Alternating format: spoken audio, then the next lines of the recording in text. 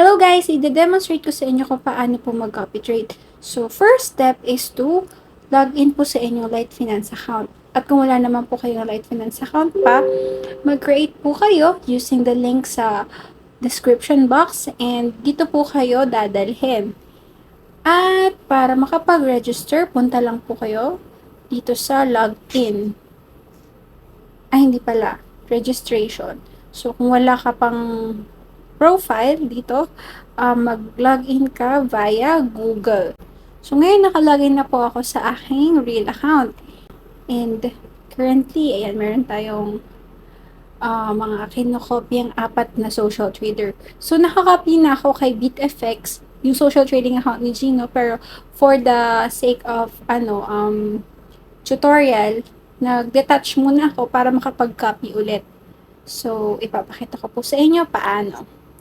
Kapag nandito na po kayo sa inyong dashboard, punta kayo sa inyong MetaTrader. Okay? So, sa MetaTrader, hanapin mo yung fund kung saan ka magka-copy trade. Okay? By the way, ipapakita ko pala sa inyo to. Sa my profile, makikita nyo po na yung account ko is zero profitability. Walang record ng trades. Yun po ay dahil for this video, nag-create po ako ng new account. So, ang inactivate ko as main profile is ito. Okay? Ipapakita ko rin sa video na to kung ano ibig sabihin nitong main.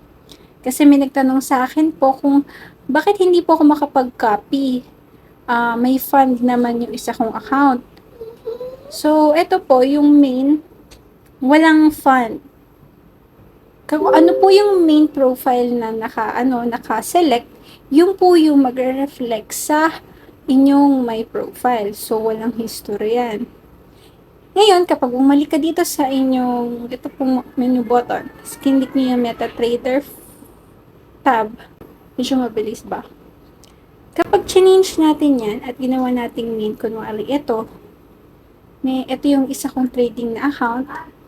Pag nagpunta po tayo dito sa my profile, ayan, meron tayong 93.58% profitability. Okay, hindi ito yung social trading account ko. So, ang social trading account ko na naka-public is yung BitFX PH and BitFX Classic.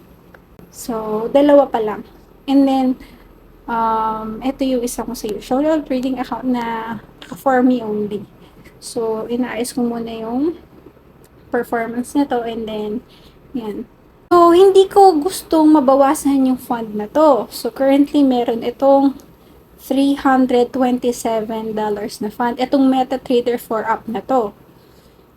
Kung magka-copy ako, hindi dapat dito dahil mababawasan ko yung fund ko dito kasi may running trades po ito.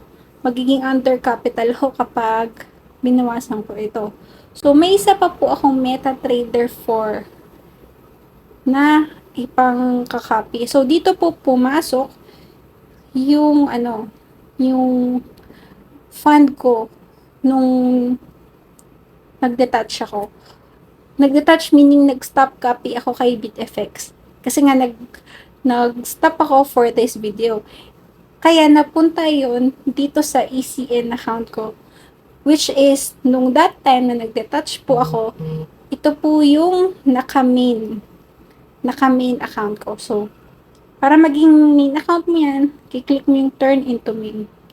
So, bakit po ito yung napili ko ngayong gawing main account?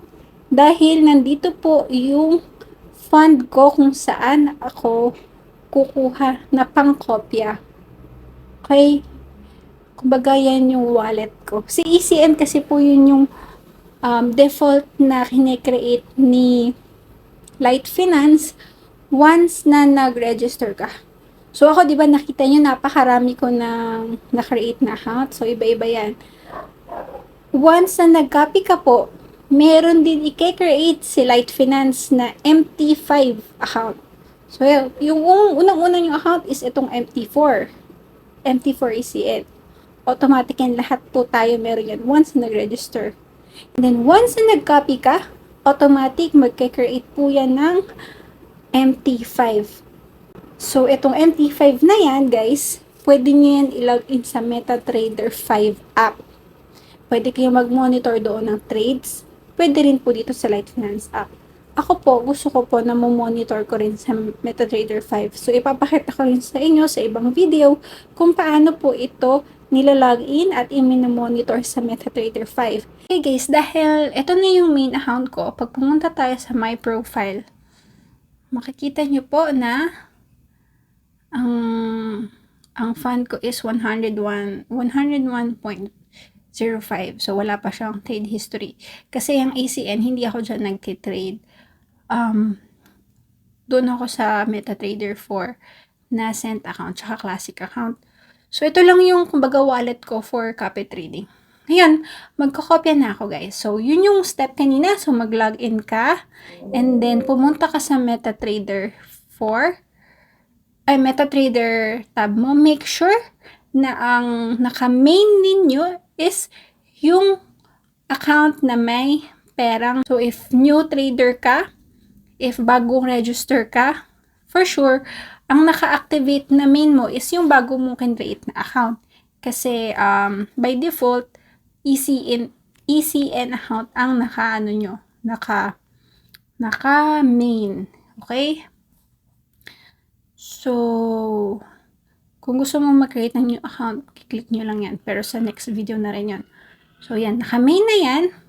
And then, punta ka po dito sa tab na to, yung tatlo ulit na yan.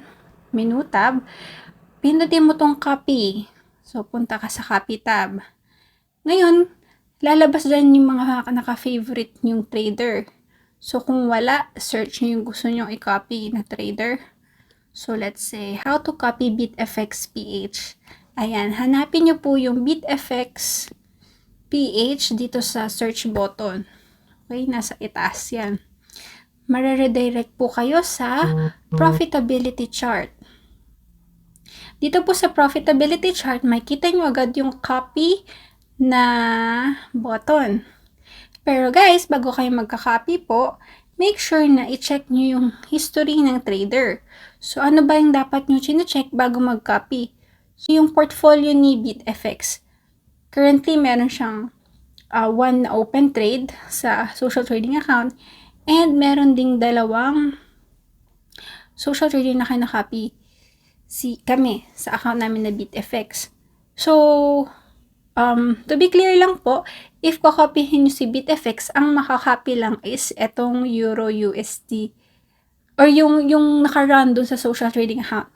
Take note po na hindi porket ikakopy nyo si BitFX is makakopya nyo rin yung social traders na kinakopy niya, okay?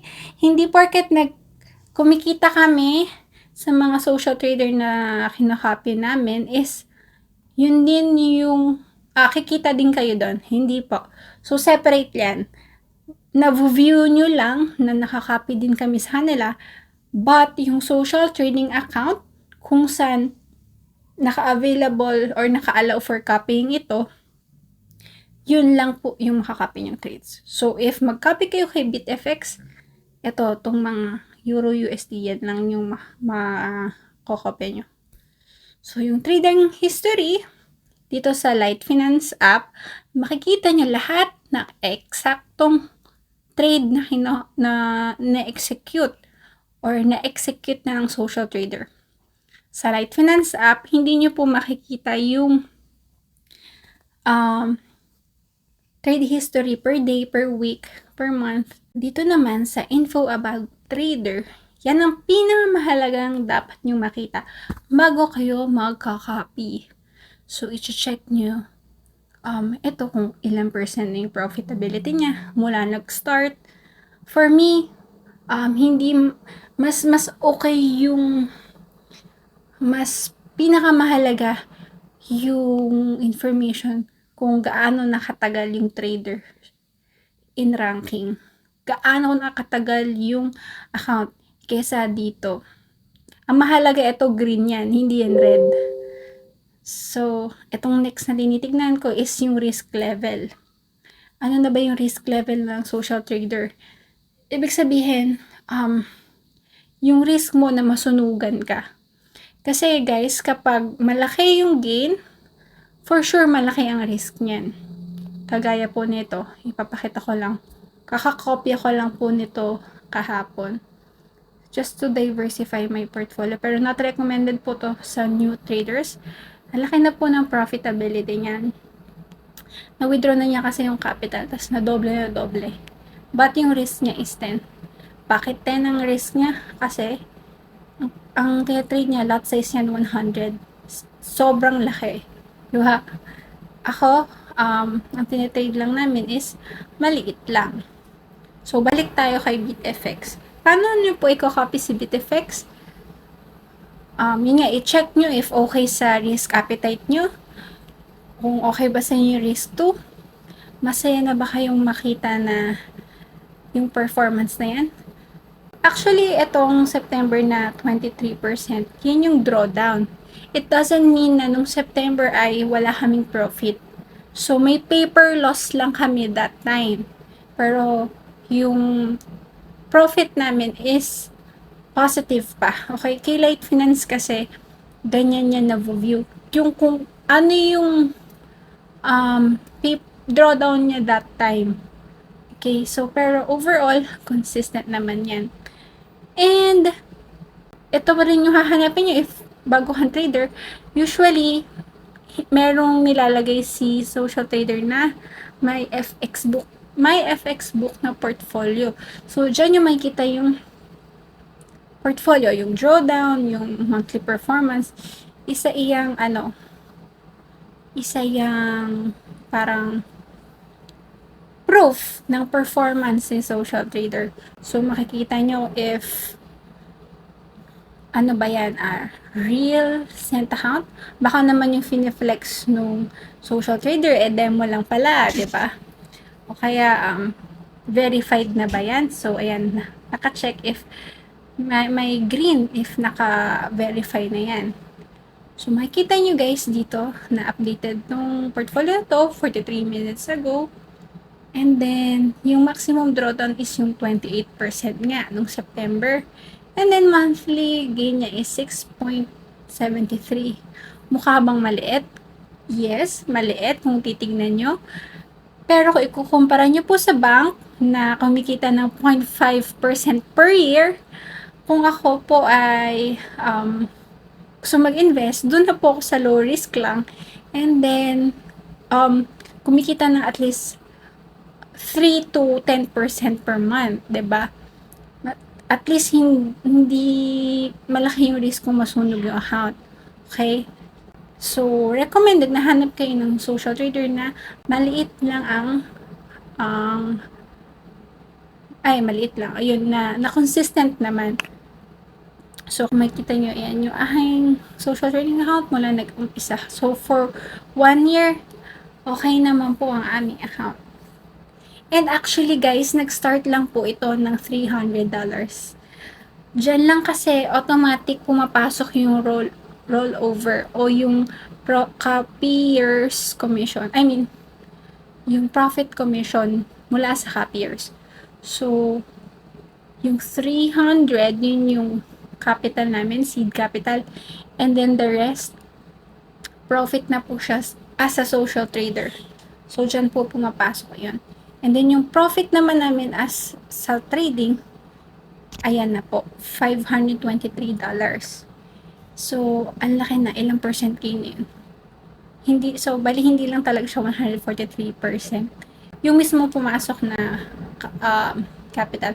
By the way, cent account po ito ha. So, ganyan yung babasahin si my FX book, cent account siya. So, hindi po yan 64,756 dollars. Okay? Cent yan. Ngayon, balik po tayo kay Light Finance. Check nyo rin kung ano yung kanyang personal na contact. Pero actually, pwede nyo rin i-chat si social trader dito. Pero karamihan may mga Telegram. So, kagaya kami, pwede nyo kami kontakan sa Telegram kasi nandun yung GC namin ng mga lahat ng members ng BitFX PH. So, ayan guys, ready na ba kayo i-copy? And ito, ayun guys, 410 days lang. Ibig more than 1 year. And I am so proud na isa kami sa mga Filipinos na may ganyang katagal na. Kasi karamihan po bago pa lang. O kaya yung iba nasunog, nagkikreate na ng bago, ganyan. Pero kami po, ang goal ko kasi, hindi po malaki yung profit. Ang goal ko, lumiit ang risk. So, kung makikita nyo, kasi nung July lang tong account na to, diba? Nung 2022. So, once na kami nagka-drawdown nun, and then, ito na yung next. Consistent na. Maliit lang yung drawdown. Okay? So, nagka-drawdown din ng mga nakaraang buwan, pero nalagpasan natin yun ng chill lang. Okay? And then, ito rin yung pwede yung tignan, yung popular tools, o yan yung mga tinitrade ng social trader, okay? Sa manual trading, kung ikaw ay may 50% na profitability na, hindi, or kahit sa EA trading, okay na po iyon. Kasi imagine mo, kung matalo ka ng piso, pero nanalo ka ng 2. Kung matalo ka ng 5 beses, pero panalo ka ng 5 beses, overall, profit pa rin yun, di ba? So, ganyan siya. Next is, makikita nyo sa baba kung gaano nakarami yung trades. At, yun. And then, if handa ka na talaga, eto na. Punta ka na po guys, dito sa profitability chart. At, click mo na yung, wait lang, naglo-load.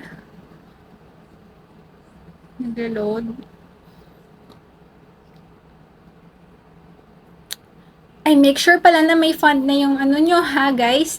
Bago kayo magka-copy. So, number 1, mag-register, mag-login, i-verify nyo yung account nyo, mag-fund or mag-deposit dun sa account. And then, next is, hanapin yung social trader na gusto nyo kopyahin. So, marami dyan sa list. Or kung gusto nyo i-copyahin si BitFX, search nyo lang BitFX page. And then 5, punta ka sa profitability chart. And then click copy. At kapag nandun na kayo, makikita nyo yung amount to copy. Kung ilang percent ng capital mo ang gusto mong ilagay. So since dito sa inopen ko na naka-main na MetaTrader ko, meron $100 USD. So ibig sabihin nito na 101 USD pala. So, merong 98.96% ng fund ko ang available for copying. Okay? It doesn't mean po, guys, na yung 100 USD is yun yung fund ko sa Light Finance account. Okay? Sa particular MetaTrader 4 na ito lang yun. Okay? Kasi sa Light Finance, diba, pwede kang gumawa ng maraming MetaTrader accounts. So, yung social trading account ko, iba pa po yung laman nun. Iba rin yung mga nakakopy na. So, meron na lang 100 USD sa account na to na pang-copy. And then, i-click niyo yung copy setting. By default po, itong copy open orders, naka-uncheck yan. Huwag nyo po yan i-check, okay? Why? Ibig sabihin kasi po, pag kinopy niyo yung open order ng social trader na yan, kung nakabili kunwari ng 50 pesos per dollar si social trader, tas ngayon ka nag-open, kung kailang 55 pesos na ang palitan, pag yan na-trigger, mabibili mo yun ng 55 pesos. E paano kung si social trader nag-close at 54 pesos nung bumaba? Kimita siya ng 4 pesos. Kasi nabili niya diba ng 50. Ikaw na-close niya ng 54. So, panalo siya ng 4 pesos. Eh, ikaw na copy mo yung open order niya at 55 pesos. So, talo ka ng piso. Ayun. Kaya, wag mo yan i-click. And then, next is copy type. Ito po ang i-click nyo. In proportion to my fund. Ibig sabihin, naka-proportion lot size nyo sa master trader. Kung kumita sa master trader ng 10%, ganun din sa social, sa copier. Kung talo siya, drawdown siya ng 50%, drawdown kami ng 50%. So, maraming yan. Itong mga to, ikwento natin yan sa mga ibang video. Oops, sumiyak si baby. So, ayan. Ito yung max loss. Kung ilan yung max na kaya mong i-loss. So, since $100 na naman to, hindi ko to lalagyan ng hindi ko to lalagyan ng value. Pero pwede nyo lagyan kung kunwari 50% or 20%. Ganyan. Okay? Click copy. And then, ayan na po. Success. Copy trading has been successfully launched. And ngayon, ready na tayong makita. So, makikita nyo po, nandyan na siya sa aking portfolio. Okay? So, merong nag-run na 176 na profit.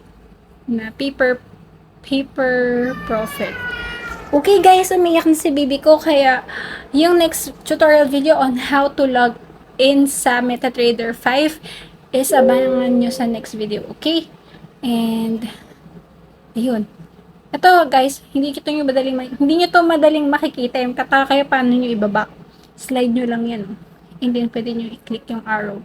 So magbabak na dyan. Makikita nyo na yung menu button. Sa MetaTrader, slide nyo lang pababa. Makikita nyo po na yung main ko is wala ng laman. $1 na lang kasi nakakopy na. Saan napunta yun? Bakit wala ng laman yung main ko? Okay, nandito na po siya ngayon sa bagong kinreate na fund bagong kinreate na MT5 ni Light Finance. So, iyan, nasa MT5 cent account na. So, copy BitFX. Ayan na po. Okay, abangan nyo yung next video ko tungkol sa how to log in sa MetaTrader 5. Bye!